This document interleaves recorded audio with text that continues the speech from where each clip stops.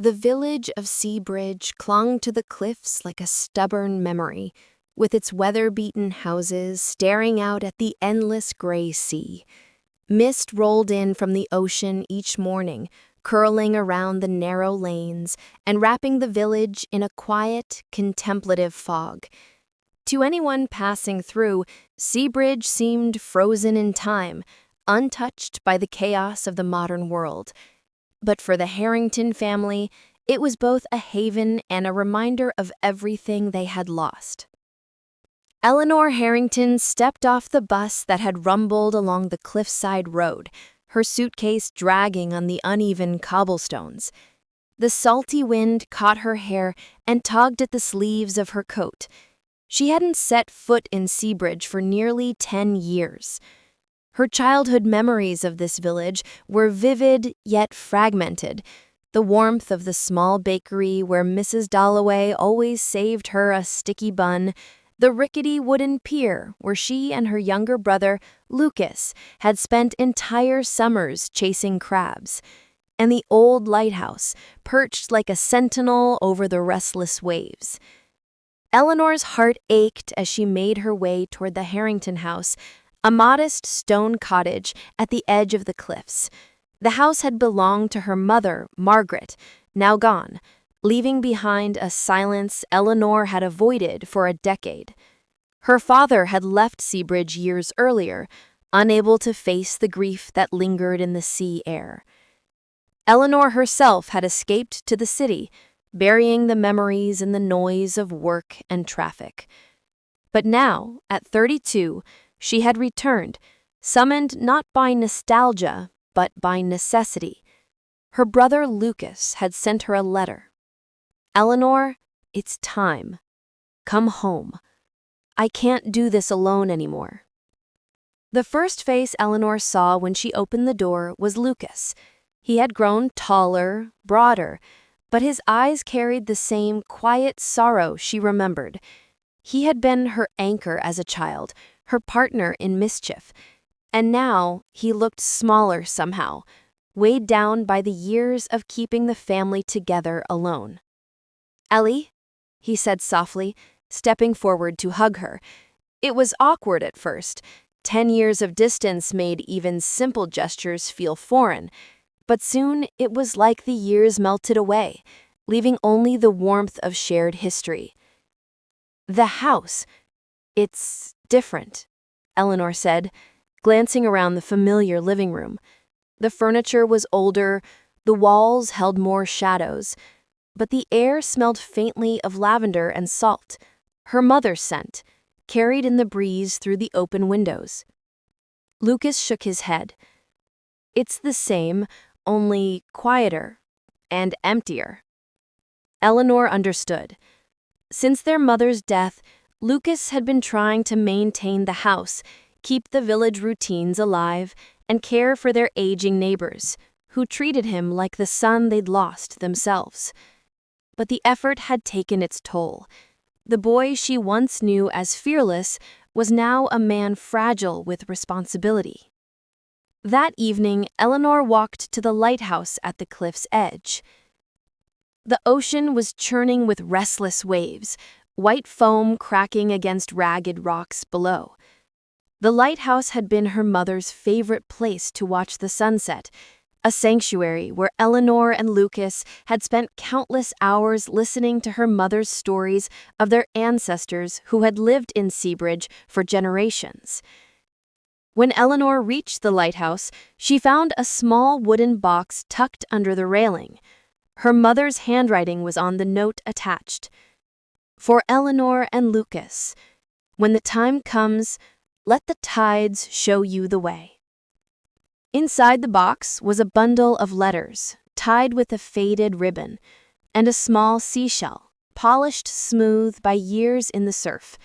Eleanor's hands trembled as she untied the ribbon. The first letter was addressed to her father, an explanation, a confession of the struggles and secrets he had never known. As she read, the wind whipped around her, carrying the scent of the sea and something more, a sense of release, as though her mother's voice was guiding her back home. The letters revealed a history Eleanor had never fully understood. Her mother had struggled silently with illness, had protected her children from the truth of her condition to let them live freely. And there was more, a story of sacrifice, of choices made for the family's sake, and of her father's absence, explained not by selfishness, but by grief he could not bear. Lucas had been carrying this silence alone, and now Eleanor felt the weight of their shared burden. It was a mixture of anger, relief, and deep sorrow. She realized that coming back to Seabridge wasn't just a return to a place, it was a confrontation with the past and the love that had quietly endured all these years. Over the following days, Eleanor and Lucas began to restore the old routines. They baked together, walked the cliffs, and repaired the small dock where they had once fished. Slowly, laughter returned to the cottage. Memories flowed freely, bringing both tears and smiles. One evening, as the sun dipped below the horizon, Lucas turned to Eleanor and said, "You know, I was scared. Scared that if you came back, it would be like reopening wounds that never healed." Eleanor took his hand. "I think we needed to open them, to feel them, so we could heal together." The waves crashed below, relentless yet steady. In the rhythm, Eleanor felt a quiet truth. Family was not about perfection or constant presence. It was about coming back, again and again, to face the tides of life together. Before leaving the lighthouse, Eleanor penned her own letter, to be left for whoever might return next, continuing the tradition her mother had begun. She placed a small shell on top, smoothing the ribbon. "To those who come after us, know this: the sea will always carry the stories of our hearts. Take them and remember that love is stronger than absence, stronger than loss." As Eleanor and Lucas walked back toward the cottage, the village glowed in the last light of the sun. The air smelled of salt and wildflowers, and for the first time in years, Eleanor felt at home. The ocean whispered, steady and eternal, a reminder that life, like the tides, ebbs and flows, but love remains, anchored in the heart. The mornings in Seabridge were always shrouded in mist. Eleanor loved the quiet intimacy of it, the way the village seemed suspended between earth and sky, and how the ocean whispered secrets only the cliffs could hold. She and Lucas would walk along the cobblestone streets before breakfast, passing the familiar faces of neighbors who had watched them grow. Mrs. Dalloway, now bent with age but still lively, greeted them with her usual cheer. "Eleanor, Lucas, you've brought life back to this old village. I thought I'd have to carry on baking for ghosts." Eleanor laughed, a sound that felt foreign to her own ears. It reminded her of childhood summers when the bakery was a treasure trove of smells and warmth. She remembered sneaking sticky buns with Lucas, racing through the misty streets before the village awoke. Those memories, small and sweet, now felt like lifelines connecting her to the past she had run from. Lucas walked beside her silently, and Eleanor noticed the faint lines around his eyes, the subtle tension in his shoulders. He had aged in ways that weren't immediately visible, carrying years of solitude, responsibility, and grief. She realized that returning wasn't just her journey, it was theirs together. A week into her stay, a storm rolled in from the sea. The wind howled like a living thing, tearing at the rooftops and rattling the shutters. The waves crashed against the cliffs with a fury that made the ground tremble beneath their feet. Eleanor and Lucas stayed by the window, watching the tempest. The sea, usually a comforting constant, now mirrored the turmoil they had carried within themselves for so long. The storm felt like an echo of their unresolved feelings: anger at their father, sorrow for their mother, and the guilt of absence. Eleanor's years away, Lucas's years alone. "I never understood," Eleanor said, her voice barely audible over the roar of the wind, "why he left, why we were left to face everything on our own." Lucas turned to her, eyes glistening. "He didn't leave because he didn't love us. He left because he couldn't stay. I think he was broken too." Eleanor wanted to hate him, wanted to lash out at the man who had been absent, but she couldn't. The storm outside was too powerful, too relentless, just like the emotions she had suppressed. Instead, she reached for her brother's hand, feeling the warmth of family amidst the chaos. During a walk along the cliffs the following morning, Eleanor stumbled upon another small wooden box, half buried in sand and seaweed. The waves had uncovered it, as if the ocean itself wanted her to find it. Inside were letters she had never seen before, handwritten notes from her mother to her father, Lucas, and even to her younger self. The letters revealed more than she had imagined: sacrifices her mother had made, dreams she had abandoned, fears she had carried silently to protect her children. One letter, addressed to Eleanor, read, "My dearest Ellie, if you are reading this, it means you have returned. Know that every choice I made was for you and Lucas. The tides will guide you, as they always have. Trust in the strength you carry and in the love that surrounds you." Eleanor felt a lump rise in her throat. She had spent years running from the pain, from the silence, from the absence of her parents. And yet here was her mother, speaking across time, bridging the gap she had feared so deeply. Over the following days, Eleanor and Lucas began repairing not just the house, but their bond. They worked side by side on the dock, fixing loose planks and painting railings. At night, they would sit by the fireplace, talking about everything they had never said: regrets, fears, memories, and hopes. The villagers noticed the change. Life returned to Seabridge in subtle ways. Children played near the pier again. The bakery smelled of fresh bread and laughter, and even the lighthouse seemed brighter, its beacon cutting through the fog with renewed clarity. Eleanor realized that the process of healing was not dramatic. It was quiet, persistent, like the waves shaping the cliffs. Family, she understood now, was about showing up, even when it was hard, even when the wounds were deep. One evening, as the sun painted the sky in shades of amber and rose, a figure appeared at the edge of the village.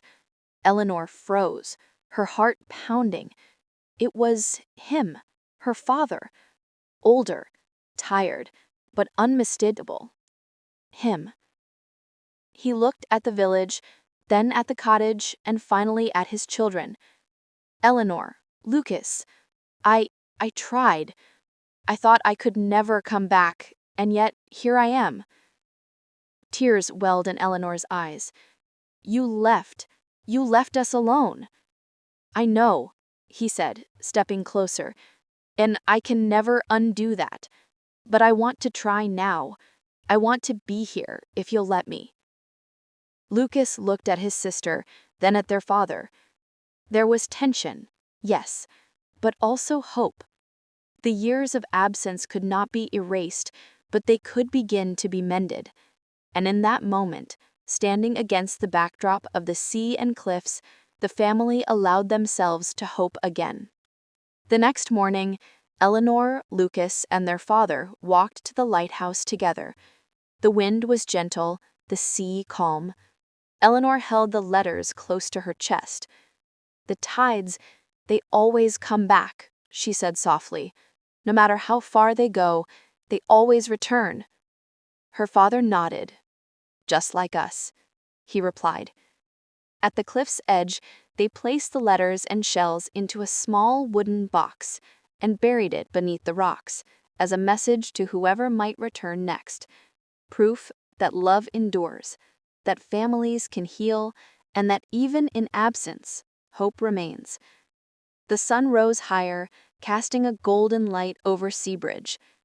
The waves shimmered like scattered jewels, constant and eternal.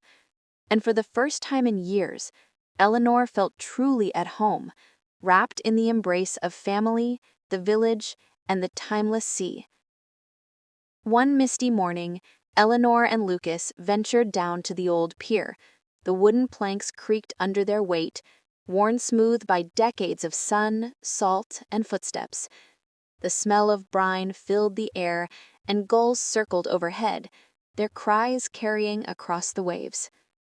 Lucas picked up a small crab and held it out for Eleanor. "Remember how we used to chase these little guys for hours?" Eleanor smiled, a bittersweet warmth in her chest. "We were terrible at it. You always let me catch one first." They laughed, and for a moment the years of separation melted away. Eleanor remembered her mother's voice calling them in for dinner, warning them not to get wet. She remembered summer evenings spent on the cliffs, barefoot, watching the sun dip below the horizon, holding hands with Lucas as though nothing else in the world existed. But there were darker memories too. The arguments after his father left, the silent dinners, the nights when Eleanor cried herself to sleep, missing the warmth of a complete family. These memories, long suppressed, now surfaced. She realized that the healing they sought wasn't about erasing the pain. It was about embracing it together. The days passed slowly but meaningfully. Eleanor and Lucas helped repair homes damaged by storms, brought groceries to elderly neighbors, and shared tea at Mrs. Dalloway's bakery. Through these small acts, they felt the pulse of the village, its resilience, its kindness, and its quiet, unspoken bonds. Eleanor noticed how the villagers watched them, smiles soft but eyes filled with curiosity and understanding. Seabridge was a community that remembered, a place where every story mattered, and in helping the village, Eleanor felt herself re-rooting in her own family's history. One afternoon, while painting the dock, Lucas paused and looked at Eleanor. "Do you think Dad can really come back to us, after everything?" Eleanor considered the question. "I think he wants to. That's the first step, and we want to try too, don't we?" Lucas nodded, a flicker of hope lighting his eyes. It was a chilly morning when their father finally stepped fully into the cottage, the scent of the sea clinging to his coat. Eleanor braced herself. 10 years of anger, fear, and uncertainty swirled within her, but she forced herself to breathe. "Ellie, Lucas, His voice faltered, the words heavy with remorse. Eleanor took a step forward. "I don't know if we can just pick up where we left off." "I know," he admitted, "and I'm not asking for that. I'm asking to try, to be here, to make amends where I can." Lucas watched silently, tension coiled in his jaw, but slowly he exhaled and offered a tentative nod. It was a small gesture, but it carried the weight of forgiveness. Over the next days, they shared meals, stories, and memories. Sometimes the silence between them was heavy. Sometimes laughter rang through the rooms. Healing wasn't immediate, it never is, but it began in these small, honest moments. Eleanor often returned to the lighthouse, watching the tides rise and fall. The ocean, relentless and patient, became a mirror of their family's journey. Just as the sea reshapes the cliffs without destroying them, so too did time reshape their relationships. Pain and absence had carved their marks, but love remained strong beneath the surface. One evening, as the sun painted the sky in fiery reds and golds, Eleanor turned to Lucas and said softly, "I think Mom left us these letters not just to explain, but to remind us. Family is stronger than absence, stronger than time, stronger than grief." Lucas nodded, staring at the horizon. I think she knew we'd need that. We always did. Their father, standing behind them, rested a hand on each of their shoulders. I don't deserve forgiveness, he said quietly, but I'm grateful for your courage to try. Eleanor smiled, the wind tugging at her hair. Then let's keep trying. Together. Weeks passed, and Seabridge settled into its gentle rhythm once more. Eleanor, Lucas, and their father found themselves laughing again, the house filled with warmth and light. The villagers, witnessing the family's quiet resilience, celebrated their return in small, heartfelt ways. Freshly baked bread left at their doorstep, flowers on the windowsill, and children running past with shouts of joy.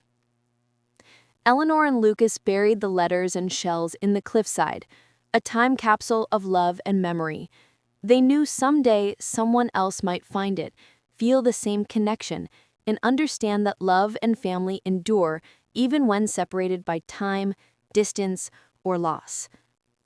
The sea roared below, timeless and eternal. It had witnessed centuries of lives, of arrivals and departures, of joy and sorrow. And as Eleanor stood on the cliffs, hand in hand with Lucas and their father, she understood the truth her mother had always known. Life is like the tides, sometimes retreating, sometimes overwhelming, but always returning, always offering the chance to heal, to love, and to come home. Years later, Eleanor would tell her own children about Seabridge, the village where the ocean sang, the cliffs stood tall against the wind, and the letters of their grandmother told stories of courage and love. She would tell them about the pier, the lighthouse, and the strength of family. And when they asked why the tides mattered so much, she would smile and say, because, like the tides, family will always come back to you.